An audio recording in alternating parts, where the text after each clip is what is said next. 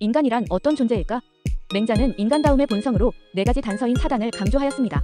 사단이란 남을 불쌍히 여기는 마음인 측은지심, 잘못을 부끄러워하는 마음인 수호지심, 겸손하게 양보하는 마음인 사양지심, 옳고 그름을 가리는 마음인 시비지심을 말하는데 이것이 발전하여 인의예지라는 사덕이 됩니다. 맹자는 사단 중에서도 특히 염치와 관련이 있는 수호지심을 강조했습니다. 염치란 자기 행동에 대해 부끄러움을 아는 마음을 말하는데 맹자는 이것이 인간됨의 기준이자 도덕적 행동의 출발점이라고 보았습니다.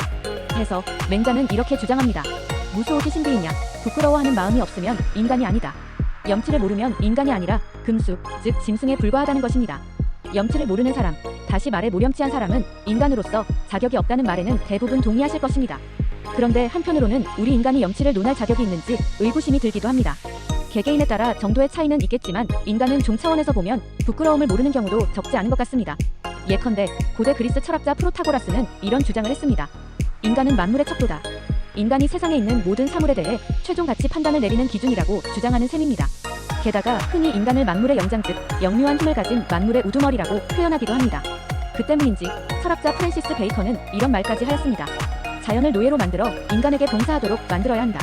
자기들 스스로가 인간은 만물의 척도이고 우두머리이기 때문에 나머지 동물이나 자연은 노예처럼 부려도 된다고 말하고 있습니다. 이를 보면 인간은 참 염치가 없다는 생각이 들기도 하네요. 사실 인간은 만물의 우두머리도 아니고 특별한 존재도 아닙니다.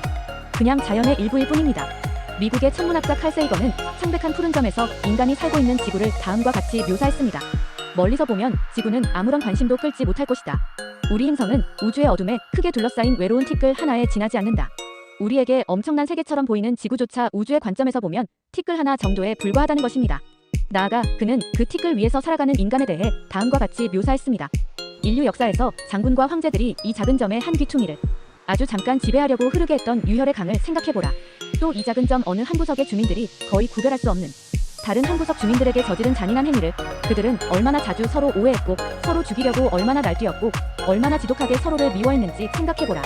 인간이 살고 있는 지구조차 먼지처럼 점 하나에 불과한데 그 속에서 살아가는 미미한 존재인 인간은 마치 자신이 대단하고 우월한 존재인 양 날뛰고 있다는 주장입니다.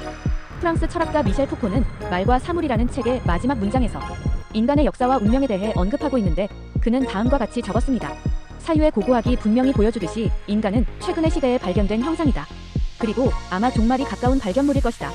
만약 어떤 사건에 의해 그 배치가 뒤흔들리게 된다면 장담할 수 있건대 인간은 바닷가 모래사장에 그려놓은 얼굴처럼 사라질지 모른다. 푸코는 사람들이 흔히 말하는 근대적 인간은 그리 오래된 개념이 아니라고 주장합니다. 그는 18세기 고전주의에서 19세기 초 근대로 넘어오면서 지금 우리가 말하는 인간이라는 개념이 발생했다고 봅니다. 그리고 이러한 인간도 곧 사라질 수 있다고 경고합니다. 그의 표현대로 만약 어떤 사건에 의해 그 배치가 뒤흔들리게 된다면 말이죠. 푸코는 배치를 뒤흔들 만한 어떤 사건이 무엇인지에 대해서는 구체적으로 언급하지 않았지만 근대적 인간의 종말은 분명히 예언한 셈입니다. 혹시 요즘 벌어지고 있는 환경 문제나 기후변화, 인공지능의 발전 등이 어쩌면 푸코가 말한 배치를 뒤흔들 만한 사건이 될 수도 있지 않을까요? 아무튼 우리 인간은 특별한 존재도 아니며 영원한 존재도 아닐 수 있다는 점을 기억해야 합니다.